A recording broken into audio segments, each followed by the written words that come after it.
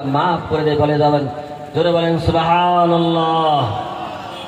ও বন্ধু আমার, আমার আপনার নবী বলে দিল, ও নবীর উম্মতের দল, শুনে নাও, যেই বান্দা ও যেই বান্দি ফজরের নামাজকে আদায় করলো, হযরত আদম আলাইহিস সালাতু ওয়াস সালাম, মা হাওয়া আলাইহিস সালাতু ওয়াস সালাম 350 বছর কাজার যত বলেন সব হয়ে যায়, ওই সমস্ত সব ওই বান্দা বান্দির আমল নামায় লেখা হয়ে যায়।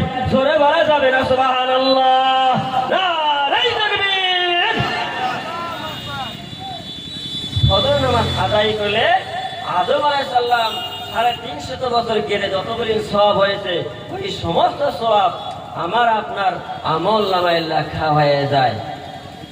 তাই নামাজ পড়তে দেবো, পড়তে দেবো নামাজ।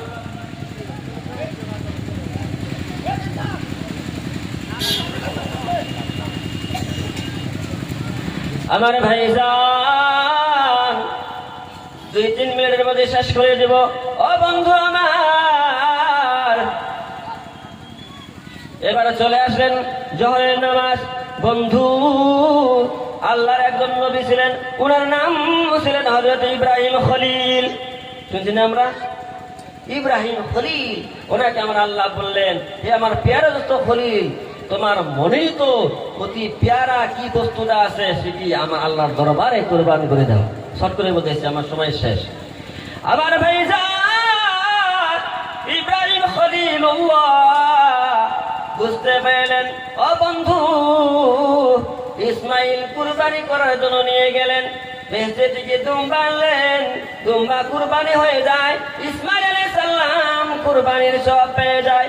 ও বন্ধু আমার, আমার আপনার নবী বলে দিল, ও নবীর উম্মতের দল, শুনে নাও, যে বান্দা ও বান্দি জোহরের নামাজকে আদায় করলো, ইসমাইল কুরবানি করার সওয়াব ওই বান্দার আমল নামায় লেখা হয়ে যায়।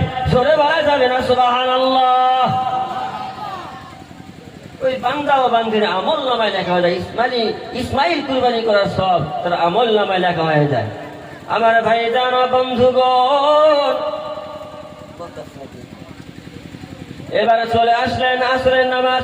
বিশ্বনবী যেমন হয়, আল্লাহর একজন ওলি ছিলেন, ওনার নাম ছিলেন হযরত উযৈর আলাইহিস সালাতু ওয়াস সালাম।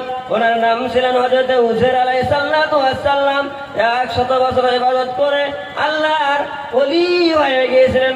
ও বন্ধু আমার, যেই ব্যক্তি আসরের নামাজকে আদায় করলো, যেই ব্যক্তি আসরের নামাজকে আদায় করলো, হযরত উযৈর আলাইহিস সালাতু ওয়াস সালামের ওলি দপ্তরের সমস্ত সব এই বান্দা বান্দির আমল নামায় লেখা হয়ে যায়।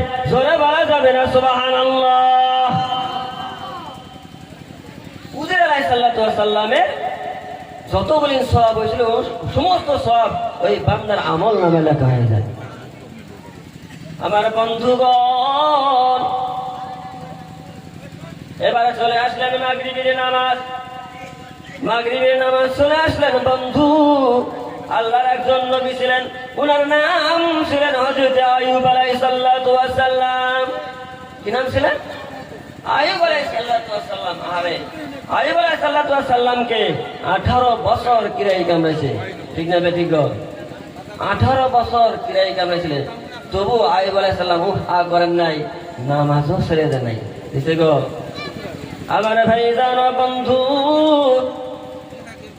আমার আপনার নবী বলে দিলেন, ও নবীর উম্মতের দল, শুনে নাও, যেই বান্দা ও বান্দি মাগরিবের নামাজকে আদায় করলো, আইয়ুব আলাইহিস সালাতু ওয়াস সালামের 18 বছর পোকাই কাটার সব তার আমল নামায় লেখা হয়ে যায়।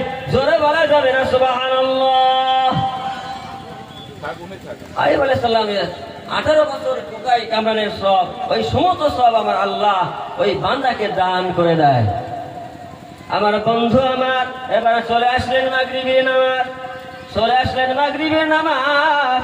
বিশ্বনবী বলে দিলেন, ও উম্মতেরা, ও আমার উম্মতেরা, শুনে রাখো, জেনে রাখো, যে ব্যক্তি ঈশার নামাজকে জামাতের সাথে আদায় করলো, আমি নবীর সঙ্গে একসাথে জান্নাতে প্রবেশ করলো, বলা যাবে না সুবহানাল্লাহ? নারে তাকবীর। তাহলে 5 ওয়াক্ত নামাজ পড়লে এই 5টা পুরস্কার আমার আল্লাহ আপনাদেরকে এবং আমাদেরকে দান করবেন। তাহলে 5 ওয়াক্ত নামাজ পড়বেন তো ইনশাআল্লাহ? পড়বেন তো ইনশাআল্লাহ? কে কে 5 ওয়াক্ত নামাজ পড়বো আমার আল্লাহকে দেখাই তো।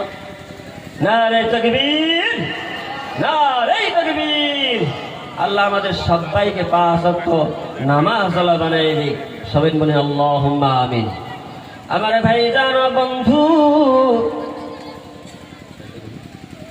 যা হোক যতটুকুনি বললাম, বলার মাঝে যদি ভুল হয়ে যায় আল্লাহর তরফ থেকে আমাকে মাফ করে দেবেন এবং আমার জন্য দোয়া করবেন। এতটুকুনি বলেই আমার সব বক্তব্য শেষ করছি।